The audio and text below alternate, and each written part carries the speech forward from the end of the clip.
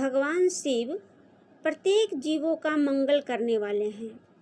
उनकी प्रसन्नता के लिए की गई उनकी छोटी सी पूजा, आराधना, अभिषेक और मंत्र जाप भक्त को अनंत गुना अधिक फल प्रदान करते हैं। वे बहुत जल्दी प्रसन्न होने वाले हैं देव हैं और वह अपने भक्त को अपनी हयात की कृपा प्रदान करते हैं एक विशेष रूप में, और उनकी ऐसे ही कृपा प्राप्त करने का समय यानी श्रावण मास। तो चलिए श्रावण मास का कथा श्रृंखला के आज के इस अध्याय में हम भगवान शिव का गुणगान गाते हुए उन्हीं के द्वारा सुनाई गई श्रावण मास के महात्म की सुंदर कथा का श्रवण करते हैं। आइए आज की कथा आरंभ करते हैं।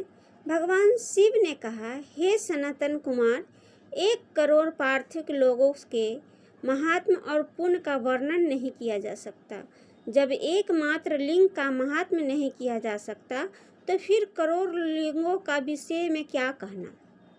मनुष्य को चाहिए कि वह करोड़ लिंग निर्माण की असमर्थता में 1 लाख लिंग बनाए या फिर 1000 लिंग या फिर 100 लिंग ही बना दे। यहाँ तक कि वह 1 लिंग बनाने से भी मेरी समाधि को समाप्त करता है। षडाक्षर मंत्र से 16 उपचारों द्वारा भक्तिपूर्ण मन से भगवान शिव की पूजा करनी चाहिए। ग्रह यज्ञ के साथ उद्यापन करना चाहिए। उसके बाद होम करना चाहिए और ब्राह्मण को भोजन देना चाहिए। इस अनुष्ठान को करने वाले की अकाल मृत्यु नहीं होती। यह व्रत बंझापन को दूर करता है, सभी विपत्तियों का नाश करता है, सभी संपत्तियों को वृद्धि करता है। मृत्यु के बाद वह मनुष्य कल्प प्रयत मेरे पास कैलाश में वास करता है। जो मनुष्य श्रावण मास में पंचामृत से शिव जी का अभिषेक करता है वह सदा पंचामृत का पान करने वाला है। गौधन से संपन्न मधुर भाषण करने वाला त्रिपुरा के शत्रु भगवान शिव को प्रिय बनता है। जो इस मास में अनुदन व्रत करता है और भविष्य ग्रहण करता है वह व्रीहि आदि प्रकार के ध्यानों से अक्षनिधि स्वरूप हो जाता है। इस मास में जो पत्ते के ऊपर भोजन करता है ऐसा श्रेष्ठ मनुष्य सुवर्ण पात्र में भोजन करने वाला और शाख को त्याग करने से शाख करता हो। सावन मास में केवल भूमि पर सोने वाला कैलाश में निवास प्राप्त करता है। और इस मास में एक ही भी दिन अगर प्रातः स्नान कर लिया जाए तो मनुष्य को 1 वर्ष स्नान करने का फल मिल जाता है। इस मास में जितेंद्रिय होने से मनुष्य को इंद्रिय बल मिलता है। इस मास में स्फटिक, पाषाण, मृत्तिका, मरकत, मणि, फिष्टि, धातु, चंदन, नवनीत आदि से निर्मित अथवा किसी भी शिवलिंग में, साथ ही किसी स्वयं अभूर्त या स्वयं अभिमूर्त ना हुए लिंग में भी श्रेष्ठ पूजा करने वाला मनुष्य सैकड़ों ब्रह्मा हत्याओं को भस्म कर देता है। किसी क्षेत्र में सूर्य ग्रहण या चंद्र ग्रहण के अवसर पर 1 लाख जप करने से जो सिद्धि मिलती है वह इस श्रावण मास में 1 बार जप करने से मिल जाती है। बाकी के समय में जो 1000 नमस्कार और 1000 प्रदक्षिणाएं करते हैं उनसे जो फल मिलता है वह इस मास में सिर्फ 1 बार नमस्कार या 1 बार प्रदक्षिणा करने से मिलता है। मुझको प्रिय, इस सावन मास में वेद पारायण करने पर सभी वेद मंत्रों की पूर्ण रूप से सिद्धि हो जाती है। श्रद्धा युक्त होकर इस मास में 1000 बार पुरुष सूक्त का पाठ करना चाहिए अथवा कलयुग में उसका 100 गुना पाठ करना चाहिए। वर्ण संख्या का 100 गुना पाठ करना चाहिए अथवा अगर यह कमरे में भी असमर्थ है तो आलस छोड़कर मात्र 100 पाठ भी कर सकते हैं। और ऐसा करने वाला ब्रह्मा हत्या आदि पापों से मुक्त हो जाता है, उसमें कोई संदेह नहीं है। गुरु पत्नी के साथ संसर्ग पाप के लिए यही महान प्रायश्चित है। इसके समान पुण्यप्रद, पवित्र, पापनाशक कुछ भी नहीं। पुरुष सूक्त के जप के बिना इस मास में एक भी दिन व्यतीत नहीं करना चाहिए। जो मनुष्य इस फल को अर्थवाद कहता है वह नरकगामी होता है। इस महीने में समिधा, चरु, तिल और ध्रुत से यह ग्रह याग होम करना चाहिए। शिव के रूपों का भली भांति ध्यान करके आदि धूप, गंध, पुष्प, नैवेद्य आदि से पूजा करना चाहिए। अपने सामर्थ्य के अनुसार कोटि होम, लक्ष्य होम अथवा सहस्त्र होम करना चाहिए। प्रिय भक्तों, व्यक्तियों के साथ तिलों के द्वारा यह ग्रह यज्ञ नामक होम किया जाता है। हे सनातन कुमार, अब मैं आपको व्रतों का वर्णन करता हूँ, ध्यान से सुनिए। हे आनंद उनमें सर्वप्रथम मैं आपको रविवार का व्रत बताऊंगा। इस संबंध में लोग एक प्राचीन इतिहास सुनाते हैं। एक समय प्रतिष्ठा अनुसार सुकर्मा नामक एक ब्राह्मण रहता था। वह दरिद्र था, कृपण भी था और भिक्षावृत्ति में ही सदा रहता था। एक बार वह धन्य मांगने के लिए घूमते हुए नगर में गया। उसने किसी गृहस्थ के घर में मिलकर रविवार का उत्तम व्रत करती हुई स्त्रियों को देखा। प्रिय भक्तों, उनको सबने देखा। वे स्त्रियां परस्पर कहने लगी, इस पूजा विधि को शीघ्रतापूर्वक छिपा लो। इस पर वह विप्र उन स्त्रियों से बोला, हे श्रेष्ठ स्त्रियों, आप लोग इस व्रत को क्यों छिपा रही हो?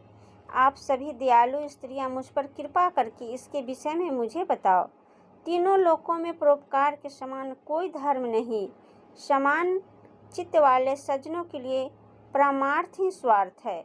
मैं दरिद्र और दुखी हूँ। इस श्रेष्ठ व्रत को सुनकर मैं भी इसे करूँगा। इसलिए आप लोग इस व्रत का विधान और फल मुझे अवश्य बताइए।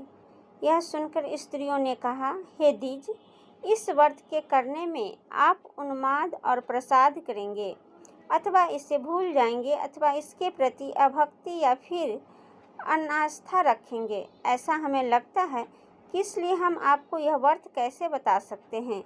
स्त्रियों की यह बात सुनकर विप्रराज ने यह वचन कहे, हे उत्तम व्रत वाली साध्वियों, मैं ज्ञानवान और भक्ति संपन्न हूँ। उसका यह वचन सुनकर उनमें से एक प्रौढ़ा स्त्री थी। वह उस ब्राह्मण से व्रत और व्रत की विधि यथागत कहने लगी। उसी स्त्री ने कहा, ब्राह्मण देव, श्रावण मास के शुक्ल पक्ष के प्रथम रविवार को मौन होकर उठ करके शीतल जल से स्नान करे। उसके बाद अपना नित्य क्रम संपन्न करके पान के एक शुभ दल पर रक्त चंदन से सूर्य का समान पूर्ण गोलाकार 12 परिधियों वाला सुंदर मंडल बनाए और उस मंडल में रक्त चंदन से संज्ञा सहित सूर्य का पूजन करे। इसके बाद घुटनों के बल भूमि पर झुककर 12 मंडल पर पृथक पृथक रक्त चंदन जपा कुसुम से मिश्रित अर्थ, श्रद्धा और भक्ति पूर्वक सूर्य देव को विधिवत प्रदान करे और लाल रंग के अक्षत, जप, कुसुम और अन्य उपचारों से पूजन करे। तत्पश्चात खंड शंकरा मिश्री से युक्त नारी केले के बीज का नैवेद्य अर्पित करके आदित्य मंत्रों से सूर्य की स्तुति करे और श्रेष्ठ 12 मंत्रों से 12 नमस्कार और प्रदक्षिणाएं करे।